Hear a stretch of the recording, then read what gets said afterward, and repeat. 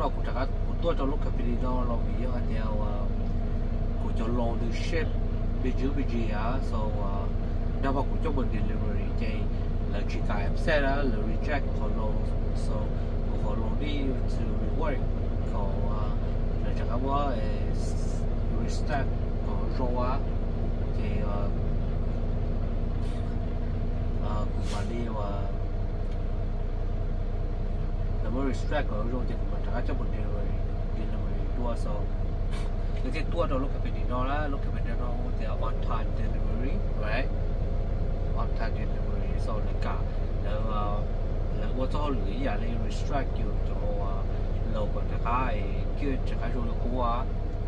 họ lo đó tận được họ ship là từ từ họ ấy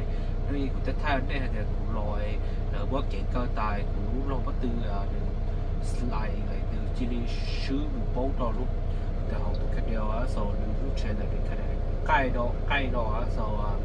cho rồi cái cũng chơi đó đó là yeah cũng chỉ qua chỉ bị à cho rồi cũng rồi thì cũng chỉ thua chỉ có trả đó mà chủ yếu cái里的是说这里cái里的这里有个车啊这个靠到车啊嘛做不定了嘛都là cũng tua bỏ cho truck lại cái đó lúc cái gọi là cái này nó chỉ cho duy là cái thế thì vô còn mistake lại ship low ship sau everybody lại nó cho truck driver nó tao lại cái dù tua kia lúc cái bên đi là khó cho lo cũng bỏ thì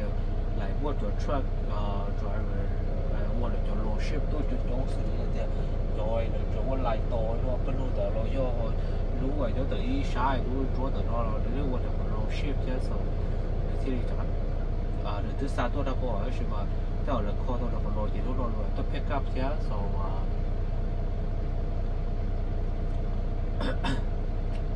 yeah， thì nó update từ sau, đúng rồi tôi cho đúng rồi thì có cho sát chặt về nó cũng cho gió hậu California đó vì cho họ thì cũng bắt delay đó của California đó cho nên cho nó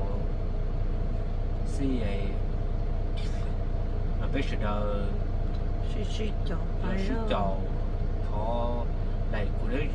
bảo được của chỉ do của nó có mistake mà này thôi đấy có hay là phải theo so yeah của đấy chỉ tao kể rồi so mình xí này nếu有 mistake 我做好了 ship 我那个边的过的来 ship 了就我到大家就的那个 reschedule 我会被这个 I will hopefully they will reschedule by appointment so ta có nói lo thì nó bị mong còn chắc nó sắp bài nó sẽ chia khó tài mà hú cho cái thái là ai trả lại theo chắc sắp bài tập bé vô là thì chắc sắp bài ấy được buổi cái xem phụ we'll see yeah là có bắt tay nó bỏ cho ban nó là chiên cái là mỗi lúc chiên cái là chơi cho ban nó tay của hai cái giờ lo mùa hay là mà là cái đây là chiên cái chơi cho ban nó dạo từ chạy tài ấy từ giờ lo ô là做抽拖đâu ấy chà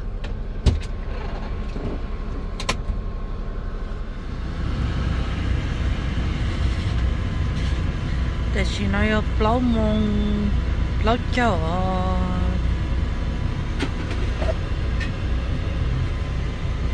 từ giờ lo mọi nó chiên cay ứng nó có thấy cho phải nói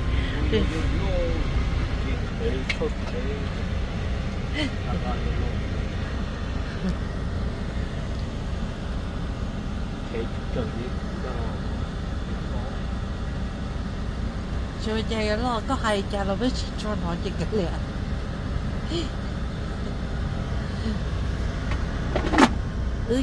chị thắm bố nó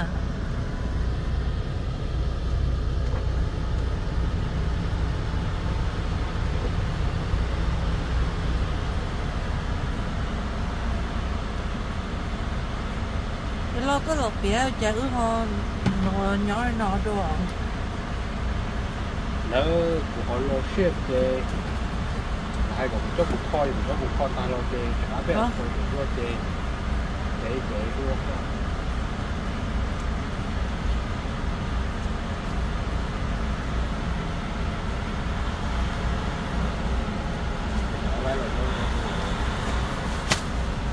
ya phụ nữ ư lo show nè lo rest area nó đó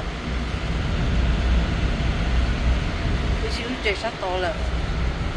thì nó nói cho lo show này nó cho có tiền lo show này nó cho tàu đã đi nè thì ở đây đi chả gì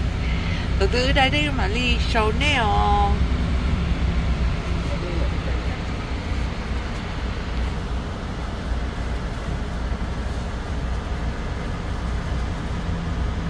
thế rồi nhớ nó chè đi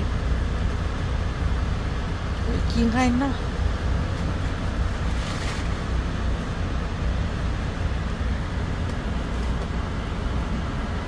chua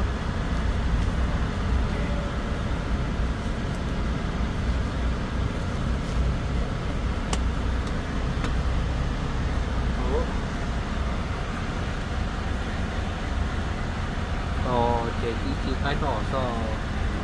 cái đỏ ta thì nó chỉ là cái đỏ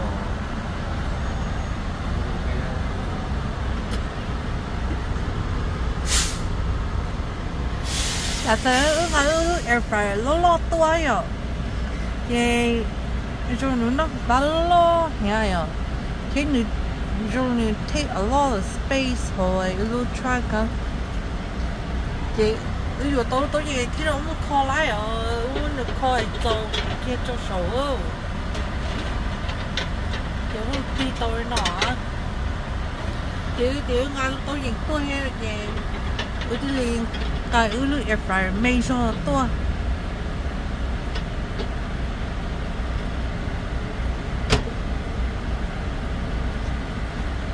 thì mà rồi tôi phải bữa mỗi bỏ luôn mày nó thì cái đấy thì nhiều hay à nhiều lúc mày nó à cho lúc bị chạy mày lúc lo ấy nó bị Costco đó thì nó lo thì ta tôi thì chúng mua chơi cháu đi nhưng mua ấy mà nó thấy ở lo rồi cái giá để chỉ nói cho một đó chỉ nó một ta chỉ một số ta ta lò chỉ mà nó ví dụ là nó bị như đó cái để vậy ấy bự mà nói ta kia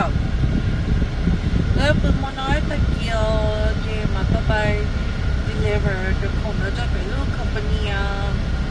bố nó em ở trong này sẽ được cháu nó em ta kia bé mà xin chỉ đó nó em bự trong này sẽ được